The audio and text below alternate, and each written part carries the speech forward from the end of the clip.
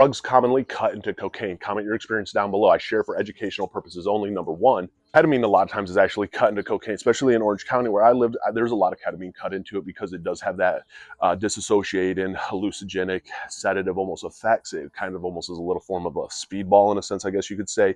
But it is something that was cut into it because ketamine was cheap versus what cocaine is. And if you kind of cut it, guess what? People still get high and you make a lot more money.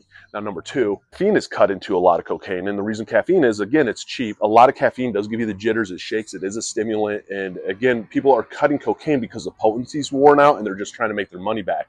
Now, also, it's common to see other drugs such as crystal meth cut into cocaine because meth itself is a massive stimulant, produces a massive amount of dopamine, even some serotonin, something that's very cheap, easy to get, cut into cocaine. It gives that high, it makes the high last a little bit longer, and sometimes people just don't even know the difference.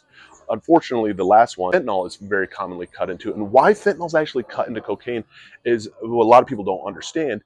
Fentanyl is so addictive. Now, cocaine itself is very addictive, but cocaine is one of the most expensive drugs there is out there. So if you cut cocaine with something that's highly addictive, massively quick, and just hits hard and fast, guess what? You get all that money for a lot less. And that is why it is also cut into fentanyl. It's also cut into with fentanyl too, is because it is a form of speedballing, which is taking like an opiate along with a stimulant, one's that's suppressing central nervous system, one that's jacking you up to try and get the effects of both. It does give you a massive high.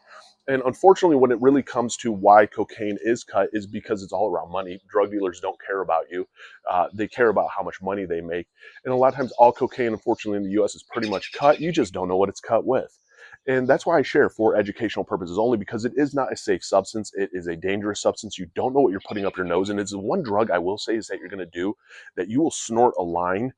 And yes, you're not a heroin addict or any of that. So you are cautious to an extent, maybe with a lot of different things, but you're not cautious of what you're putting up your nose and you don't even think twice about it. That's the scariest thing about it. And again, I share from personal experiences. I'm a recovering cocaine alcoholic addict. The more that we share and educate when it comes to addiction, the more that people out there understand the insanity behind it.